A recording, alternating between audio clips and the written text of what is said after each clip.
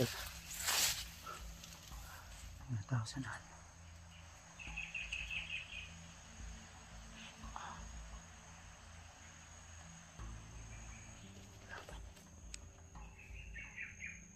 Tuloy pa rin tayo tala sa ating paglalakbay. At may mga narinig tayo sigaw. So di natin alam kung sino po yung hinahabol nila dahil may naririnig po akong putukan.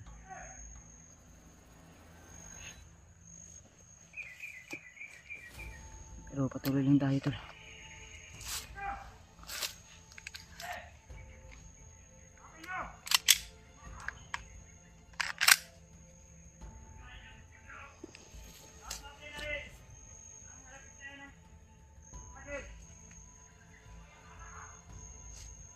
Kasi siguro yung hinahabol nila.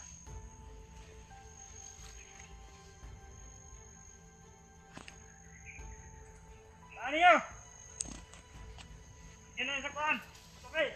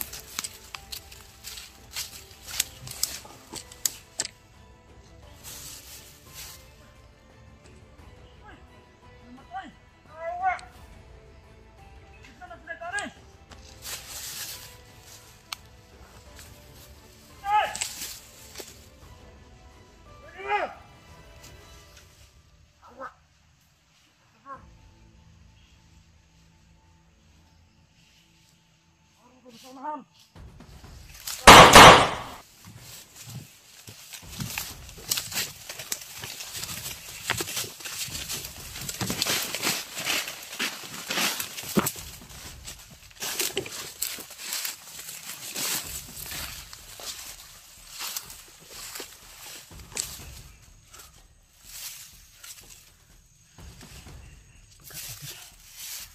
Naagaw natin ito.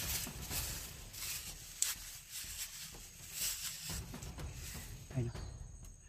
Parang merinda yata nila to. Kaya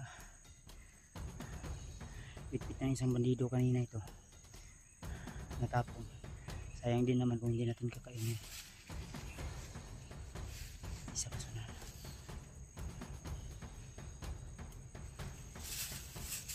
Hindi na natin ito kakainin ito. Total busog pa naman tayo.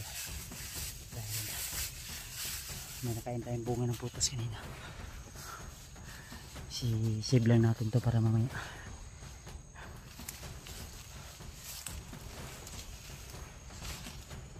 Ito na. Ano pa?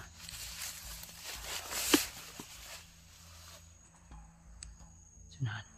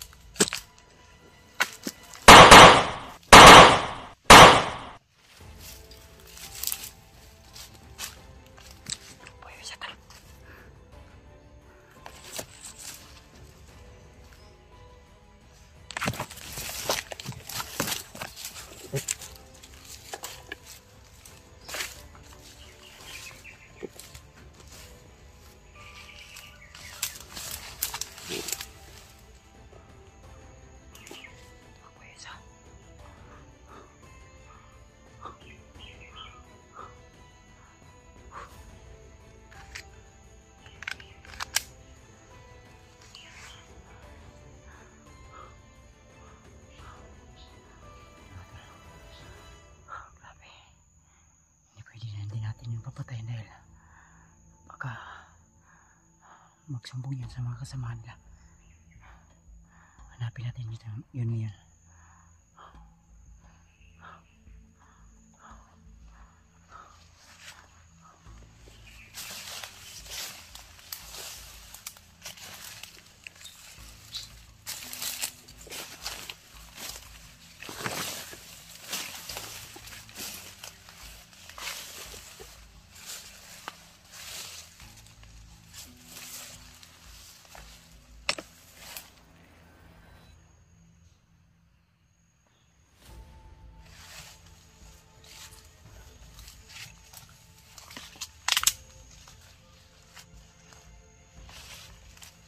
Siya nga pala mga tol, may nabasa akong comment at may mga chat ng mga supporters ko din na nakita daw ako nila AJ at ni Jipot.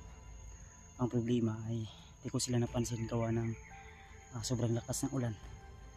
Kaya mga tol, ngayon lang ako nakapag video dahil yung sanina at ko at mga damit ko ay inano ko muna, binilad ko muna sa araw. May tao sa nahan yata. Ayun o. May tao sa nahan.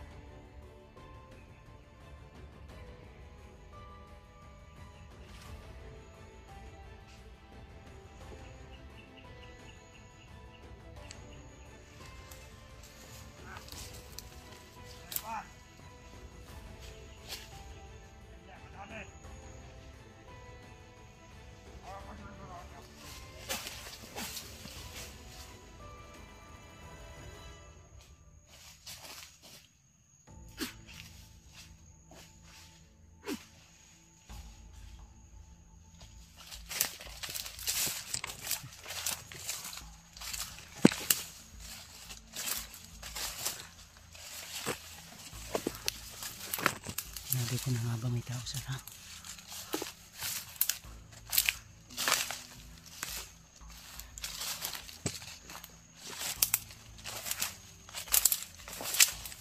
Kailangan talaga matalas yung pag-iisip mo at pandinig mo to. Dahil anytime pwede kang mapapahamak.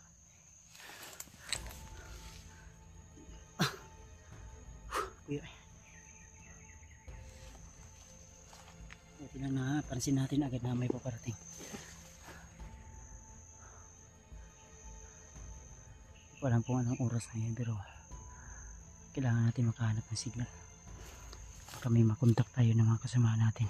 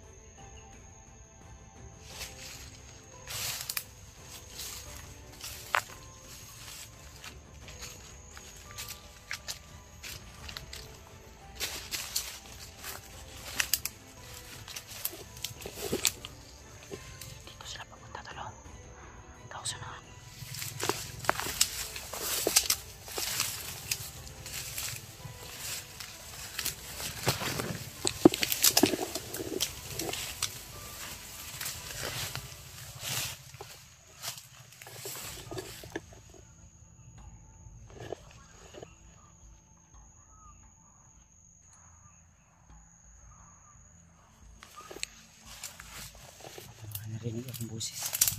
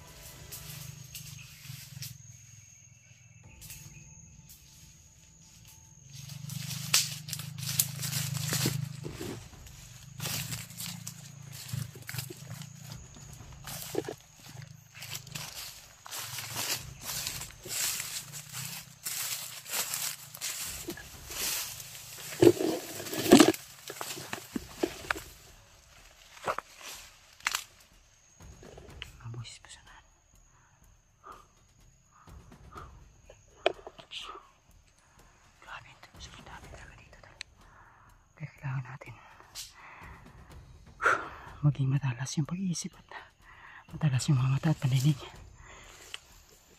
Tol, please pakisabi po sa iba nating kasama na huwag silang padalos-dalos dahil yung mga kalaban ay biglang susulkat na hindi natin malalaman sa sobrang dami nila tol na dinipoy dito. Dahil may narinig din akong istorya kanina sa mga bandido na si Commander Bagnot at Butakal ay papunta na dito sa area na ito. Kaya huwag tayo maging kumpiyansa, lalong lalo na napakalakas ni Commander Bagnot. May kasama pa siyang isang commander na si Butakal na pinaslang na natin pero binuhay ulit. Pero sa pagkakataon ito, pag magkaharap kami ni Commander Butakal tol, sisiguraduhin ko talaga na pawakasan yung buhay niya, pati na rin yung hayop na Commander Bagnot na yan. Dahil malaki na yung pinsala niya dito sa atin, hindi lang sa mga kasamahan ko kundi pati na rin sa ibang tao. Kailangan nang wakasan yung buhay niya. Please tol, pakisabi ko sa mga kasamahan ko tol, share niyo po ang video ko. Sa mga tol, isang mapagpalang hapon po, kasi hapon na po dito tol. At patuloy pa rin tayo sa ating mission. At pahinga muna ako tol dito sa area. So alerto pa rin tayo, gawa na hindi pwede na maging gambante tayo sa bawat hakbang natin at bawat dinadaanan natin na area, dahil yung area na ito ay sobrang napakalapad at napakalawak. At may mga nababasa din tayo na parang nadaanan ko daw yung nadaanan ng ibang nating kasamahan. Siguro po, pero di natin alam dahil yung mga area po ay magkaparehas lang po yung mga damo at puno na minsan ay akala natin ay doon po dumaan yung mga kasamahan namin, no? So may mga nakita po akong bakas ng mga paa na bago lang po, kaya alirto pa rin ako dahil may mga kalaban tayong napatay kanina, napaslang kanina. Yun ay mga bandidong grupo pa rin na naging gumagawa ng kasamaan dito sa kabundukan. Kaya pahinga pa rin tayo tol. Kailangan natin magtipid ng bala dahil yung mga bala na nakukuha ko sa mga bandido ay hindi masyadong marami, pero tipid lang tayo tol. Kung kailangan natin gumamit ng baril, doon natin gamitin. Pero kung hindi naman at kaya naman nating gamitan ng orasyon o silent kill upang mabali yung liig, ay tirahin lang po natin. So i-share niyo po ang video na ito tol, lalong lalo na sa mga kasamahan ko na mga hunter, sila Julio at Dave, si Brad Pidot at si Brad Dre. So kanina naghahanap ako ng signal pero sobrang hina talaga at di ako makatawag, kaya hanap ako ng paraan tol upang makita natin sila o makontak natin sila. At please tol, pag nagputok dun sa may dalawang putok ng baril tol.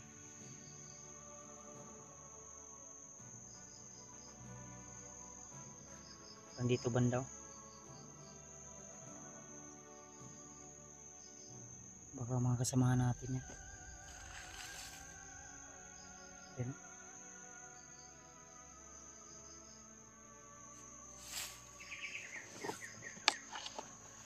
hindi natin alam kung kasamahan natin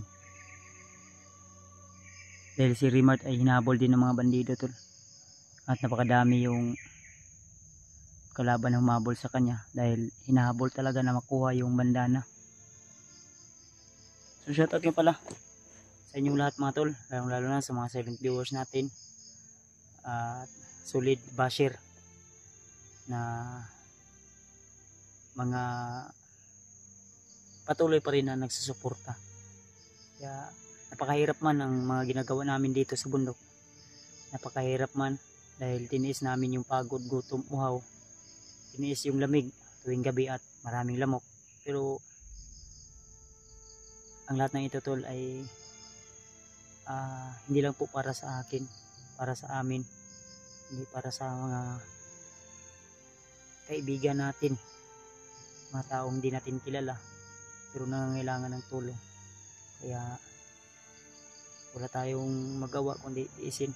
Ang atin lang nito ay makatabang makatulong tayo. Kaya shoutout po sa kay Ninang Josephine Kelly, shoutout sa Ninang, kay Ate Milda Galang, shoutout sa ate, at kay Tita Rosie, kay Tita Victoria, kay Mami Joy, shoutout sa Mami. Tipsip Luis, lalo na sa trabaho mo po. At sa iba nating mga supporters na hindi ko matandaan kung sino po sila, mga ano sa akin, dahil marami akong iniisip tol, hindi lang po dito kundi doon na rin sa bahay, dahil nag-alala din ako sa pamilya ko, asawa ko at anak ko, lalo na mga bandido ay lumulusob sa kanya-kanya na may bahay. Pero may mga nilagay naman tayo doon na pangbakod, at nandun din naman si Patrick at si Bornok. Kaya magiging kampante na lang po tayo at magtiwala lang po tayo, dahil sila naman yung napagkakatiwalaan natin doon, sila Patrick. Kahapon sobrang lakas ng ulan mga tol, basang-basa yung basang-basa yung mga damit ko. Buti na lang yung bag ko, yung extra kong sanina ay nilagay ko sa silupin, then brief. Then itong ginamit ko medyo makati na, then kailangan natin siguro magpalit ng damit.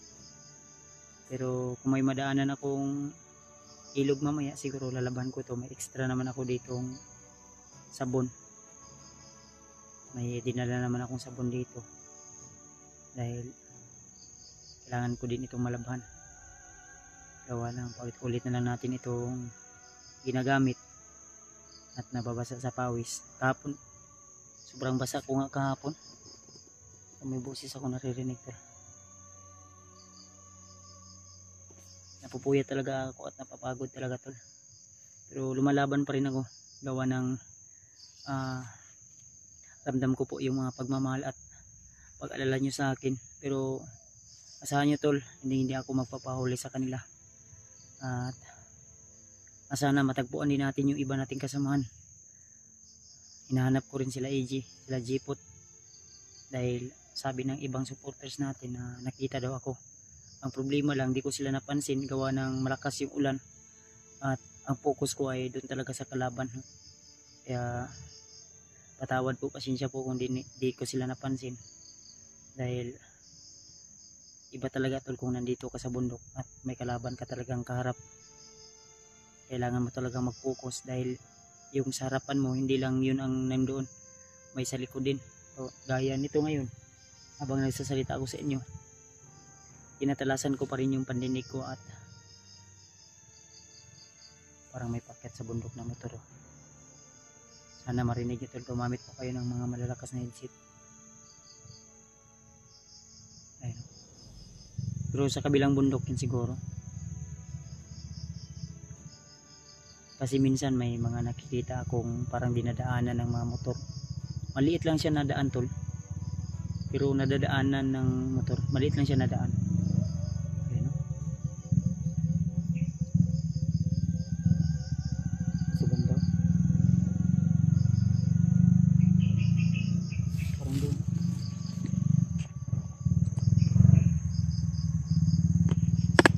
Doon banda sa unahan na yan. Ganyan talaga yung mga motor dito tol sa bundok. Pag sa bundok ka ay mga motor ay bura-bura o di kaya malalaki yung tambutso dahil pang bundok. Kasi pag hindi malaki yung tambutso, parang hindi makalabas agad yung hangin sa makina. At klase-klase yung maririnig nyo dito na hayop. Hindi lang huni ng ibon, kundi huni din ng mga kulisap o mga insekto. Kaya habang ako ay nagsasalita sa inyo ngayon, ay yung pakiramdam ko, tinatalasan ko pa rin mga mata ko, pandinig ko. Kasi kung nandito ko talaga sa bundok ay hindi pwede na maging mahina ka talaga. Dapat magiging kabisado ka at alamin mo ang bawat dinadaanan mo. Hindi pwede magkamali ka ng hakbang. Kailangan mo maging isang mabangis at hindi lang mabangis kundi matalino. At may pag-iingat. Kaya minsan hindi na ako magpadalos-dalos tol. Kaya patuloy pa rin tayo. Sino kaya yun kaninang bumaril? Narinig natin. Parang may hinahabol sila. Dito banda yun, no?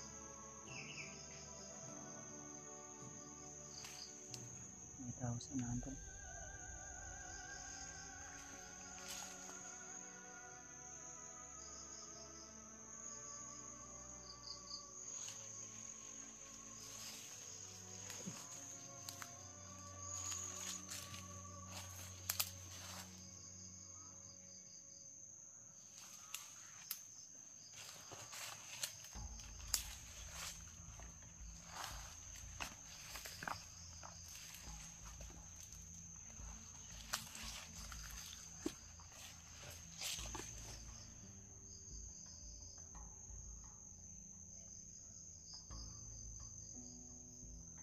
Kulang tayong kumpensa tula.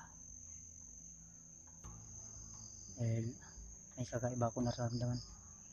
Minit yung katawan ko.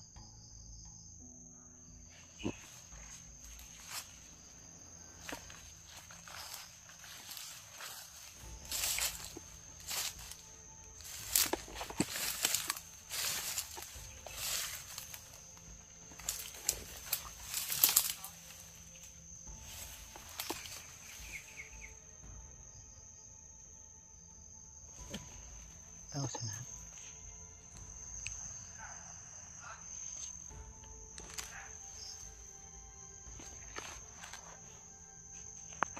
Nasa unahan to.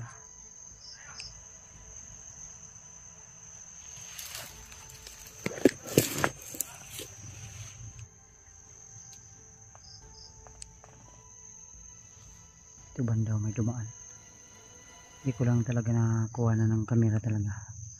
Pero may dumaan dyan, dalawa yata yun. Papunta dito tol. Kaya kailangan natin mag-ingat. Dahil kakaiba yung nararamdaman ko. Kakaiba yung nararamdaman ko. Parang hinahabol nila, vlogger yata yung hinahabol nila. Sanahan.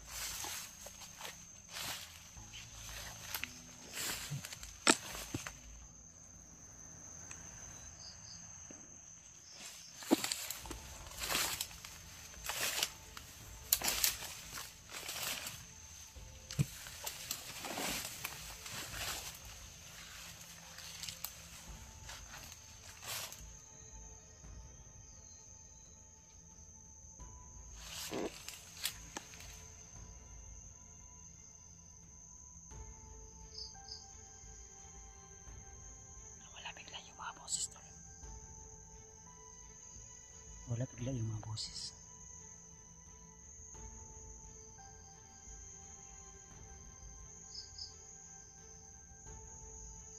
Baka nasa unahan nagtatago lang. Tayo masyadong kampante, baka maambos tayo. Kaya itong sitwasyon kailangan natin mag-ingat. Lalo na tahimik. At biglang nawala yung mga usap-usap nito. Mga boses kanina na narinig ko.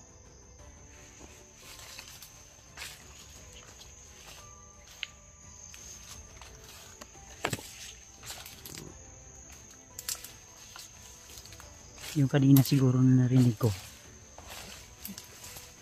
Magaling yung hinahanap nila siguro.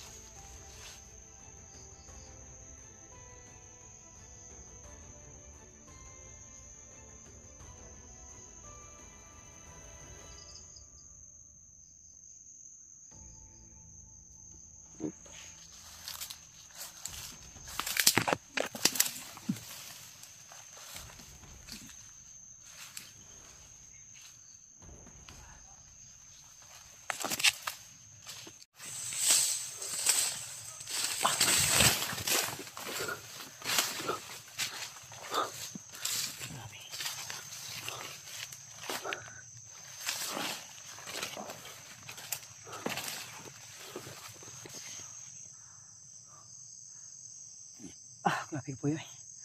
Ayun tol. Inabol ako ng maraming kalaban. Hindi ka na tayo.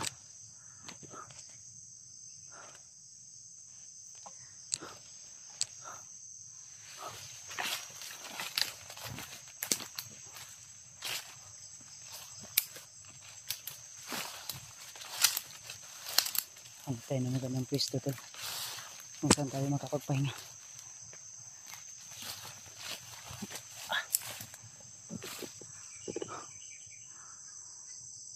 Uy, uy.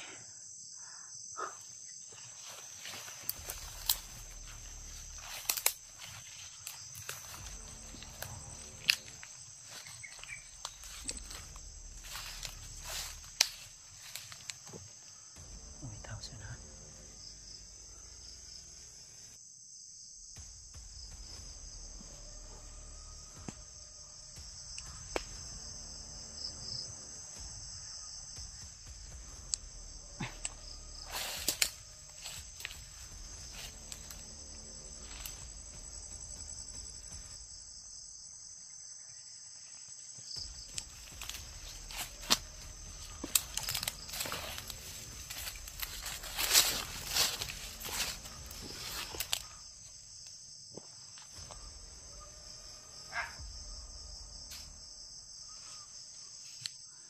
Dami kelaban.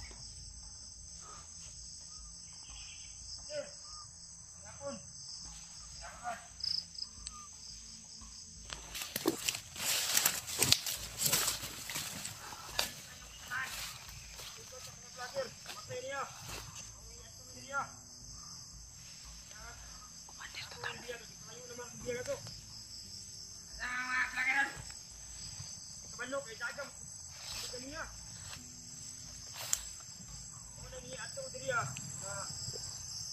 Kailangan kita mengitag lugar na kasunod. Hindi na pwede. Tara! Sige na mga bander. Tuloy na bander. Pangit sa mga vlogger. Dali na! Komandir total.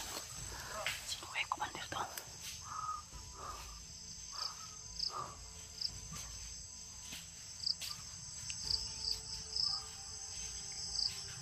Atong pihag, kalayo naman to. Sa komandir total.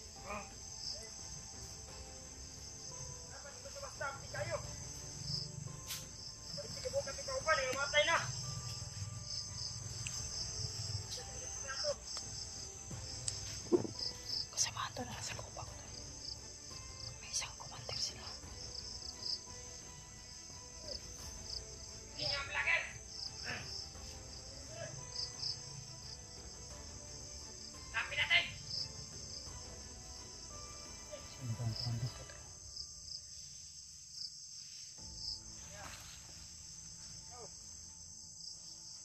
Ay, tulog yan.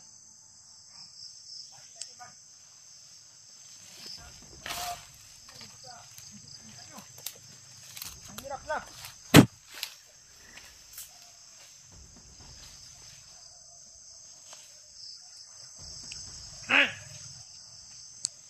Ayan!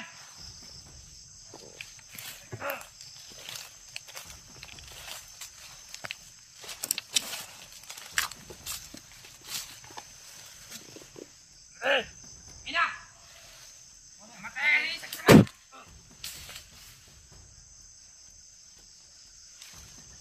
Diyan mong isa doon! Yes, Commander.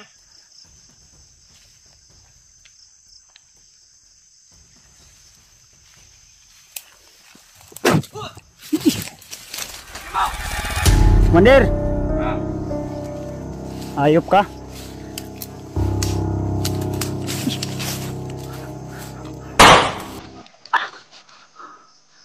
Ka! Kapila tayo samaan! Sinong commander ka? Lucas! Ayay ka. Ikaw ay Commander Lucas de ha? Asa mga biyag? Dati sabi sa'yo. Tignan yung mabuti yung alagad mo. Lagi lakas. Oh. Okay. Oh! Lapit. Lakas ka? Commander Lucas ka pala. Uy.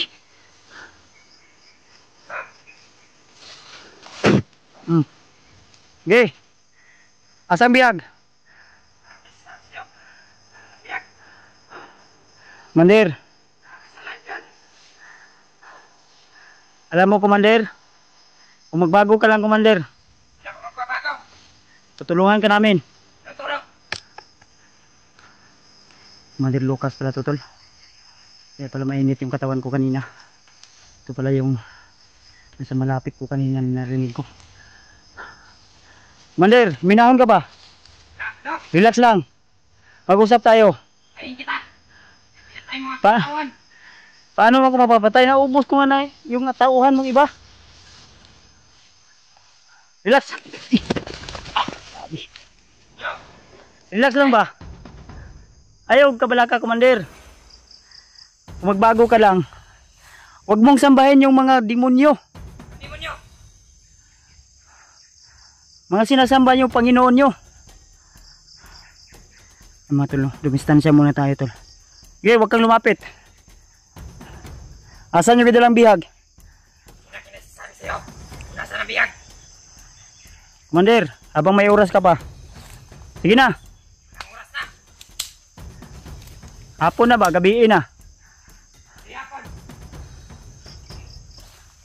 Commander, ako nakikiusap ako sa'yo. Yata! Ha? Commander, Yan mo! Hindi tayo mga kasama! Tawan na kayo! isusunod kita. Anong isusunod? Kaya mo ba ako? Okay. Ha? Ano? Kaya? Ayop ka? Di ka matablan? Yan mo! Huwag kang magtagkag buhayin to. Buhay ka! Ano? Ha?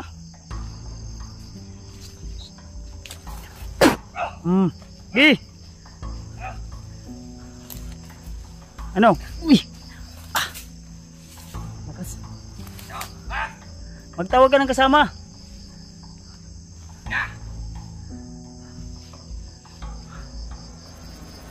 Ayop ka talaga ha. Ayaw mong sumuko? Ito, tikman mo.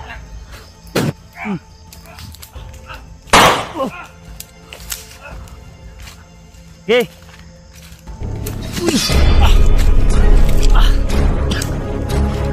Halika kayo! Kasama ka munang kasama! Asun ka lang.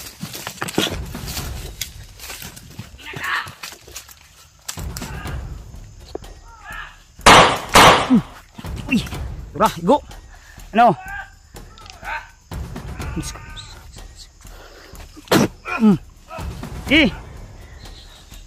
Ano?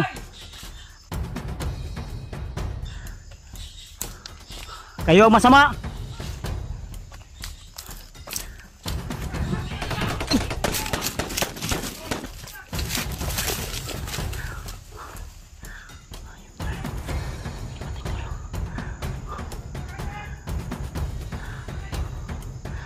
Sayang. Hindi pwedeng lapitan natin eh. Huwag na tulos-tulos.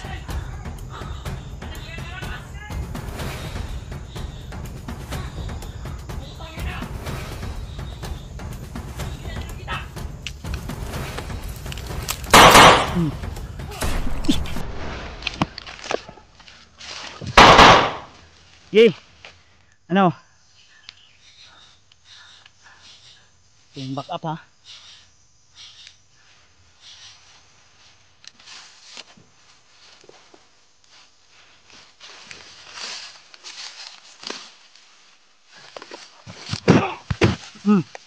Tiklop. Ano? Ayop kayo. Alipin kayo sa demonyo.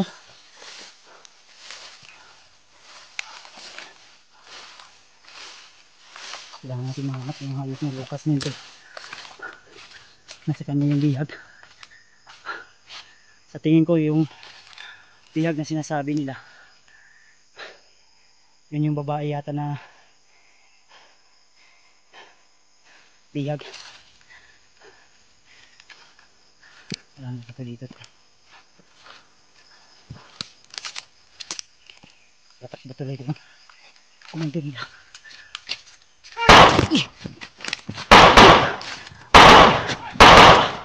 Uy! Ah, pito eh.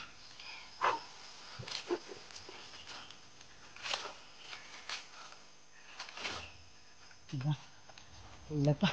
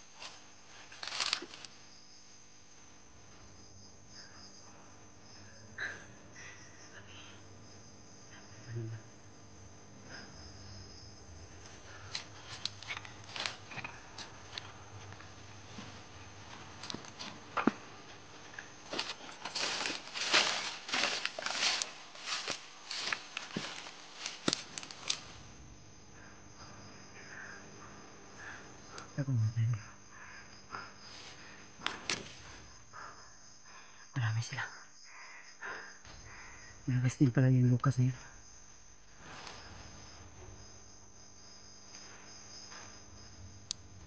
Sana maligpit ka.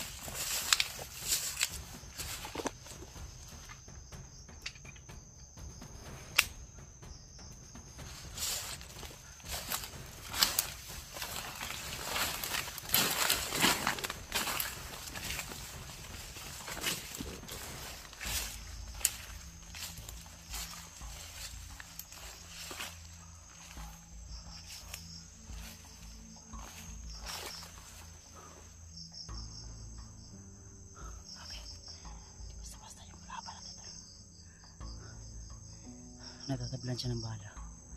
Ang problema, iwan ko kung anong agi matataglay niya.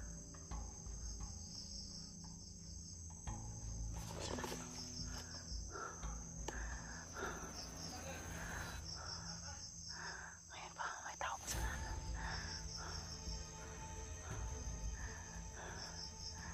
Hindi ko alam kung anong agimat niya, pero natatamaan ko siya ng bala. Natatamaan ko siya ng orasyon. Nasasaktan siya, tol. Ang problema lang,